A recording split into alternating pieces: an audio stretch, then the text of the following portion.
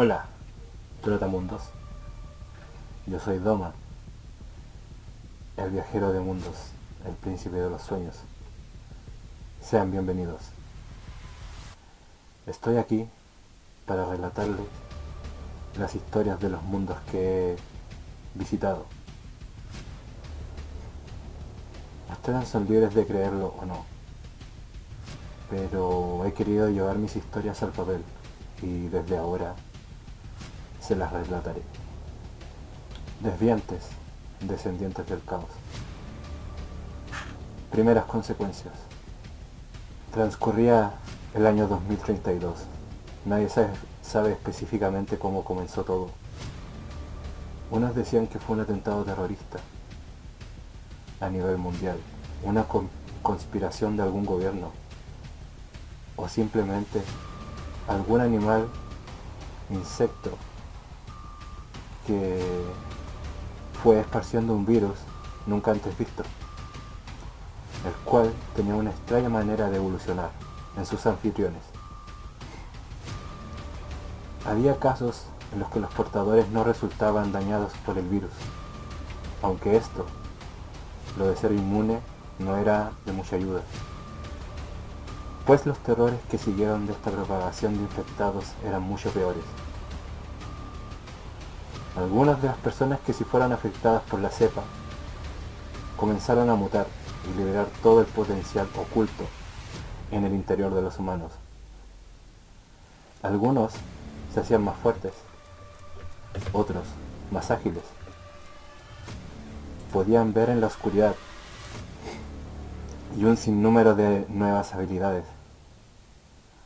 Al ser atacados por la cepa del virus, su cuerpo había evolucionado de forma positiva con él. No eran los X-Men con esas habilidades de cómics increíbles, pero sí eran superiores a un humano promedio. Otros humanos mutaban de una manera completamente distinta. Perdían la razón, convirtiéndose en monstruos sedientos de sangre.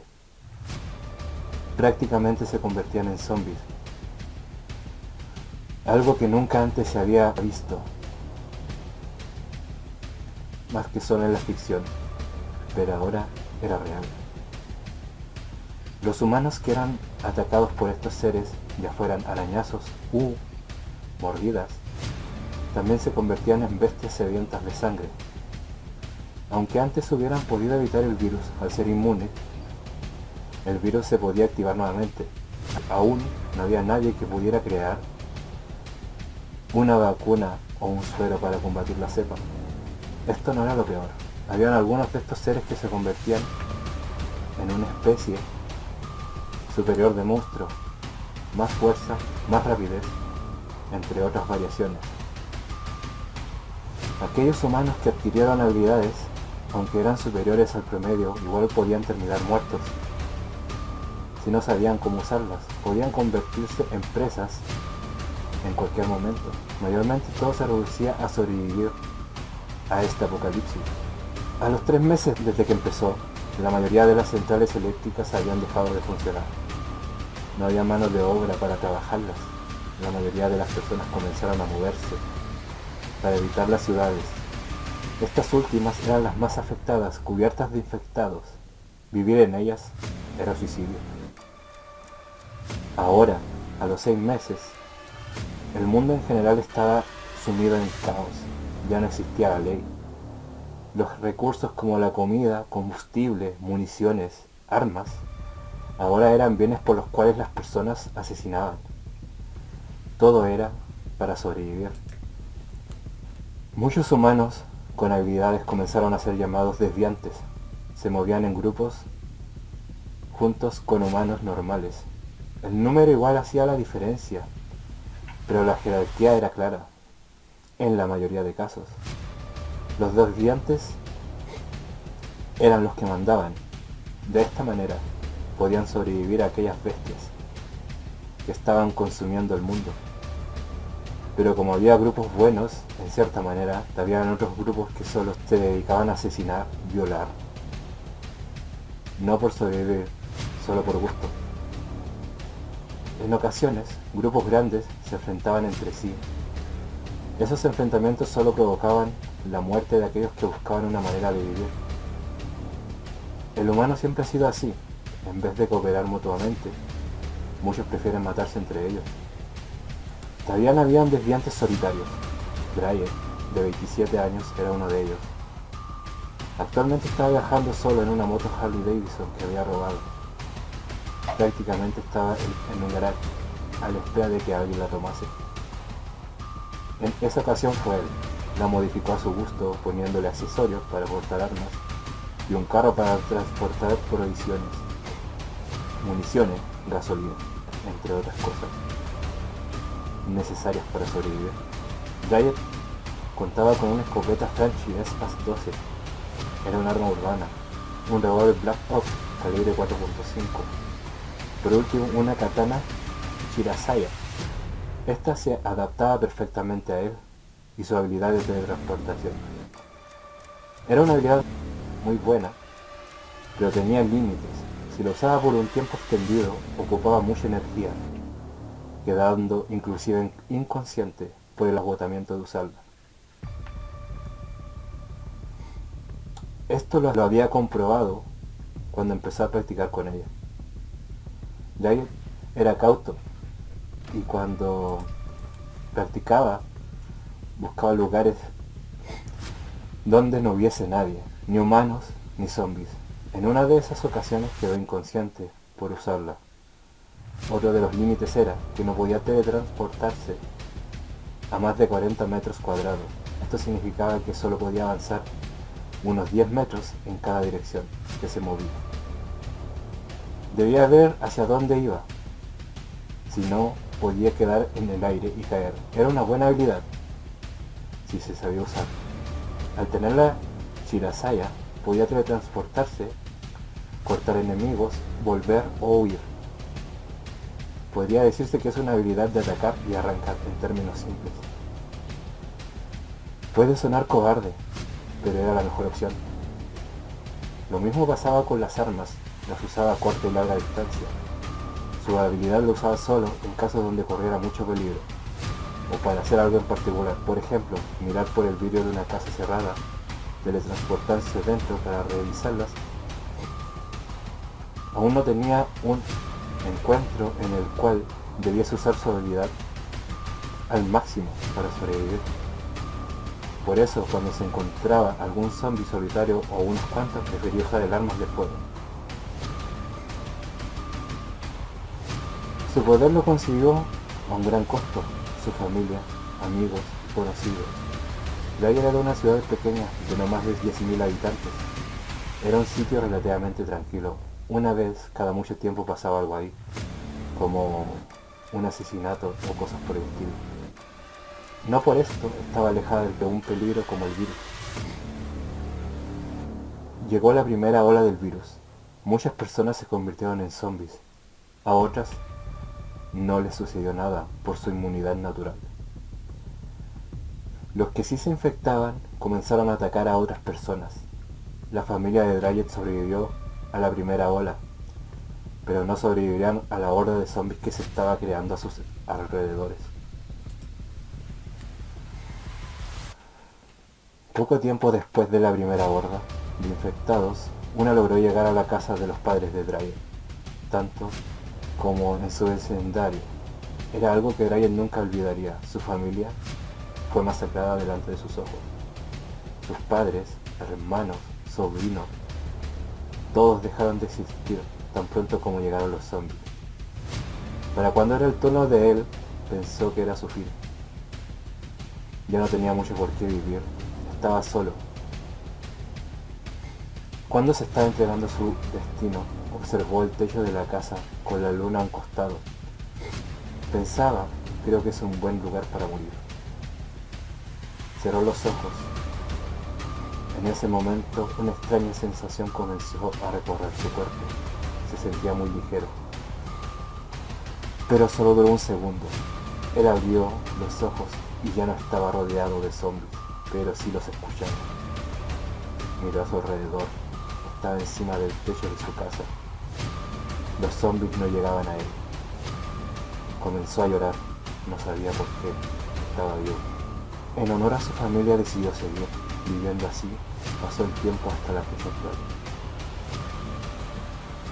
Aquella katana Shirasaya del revólver Black Ops los consiguió a los 4 meses desde que había comenzado todo. Meses muy duros para él, sobre todo por el hecho de estar sobreviviendo por su cuenta.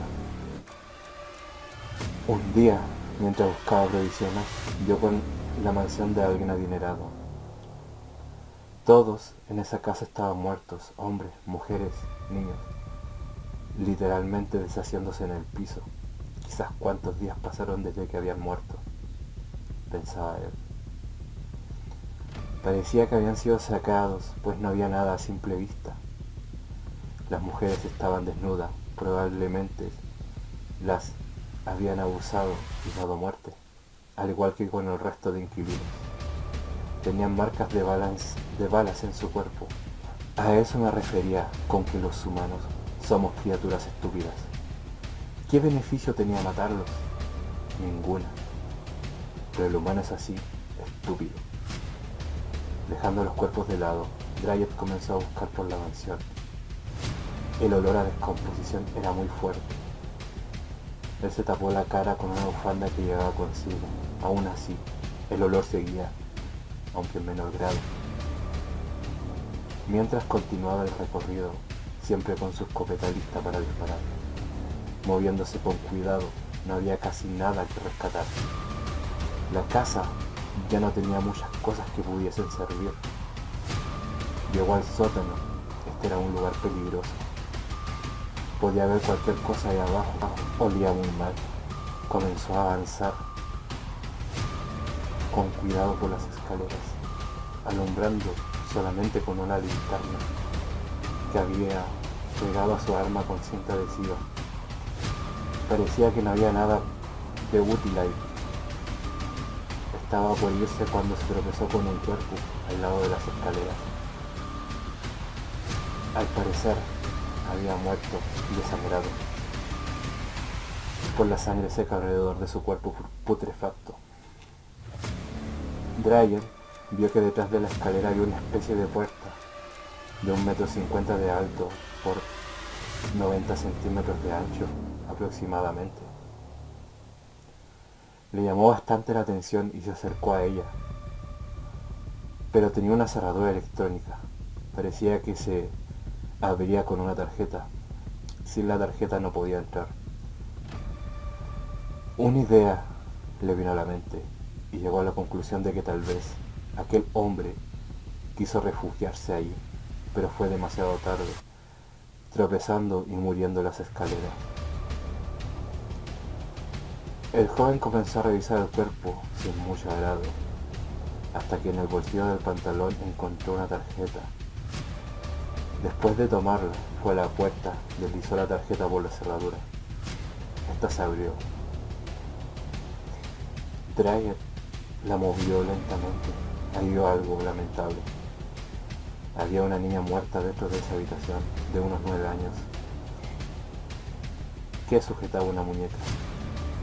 Se notaba que llevaba solo un par de semanas ahí. Seguramente había sobrevivido a la matanza en esa habitación. Algunas semanas. Era una habitación de pánico, de unos 7 metros de largo por 4 de ancho. Y tenía un baño, pero aquella niña, al ser tan pequeña, no tenía mucha idea de qué hacer, muriendo en soledad. A Dryad le corrieron las lágrimas pensando en todo lo que aquella niña vivió ahí.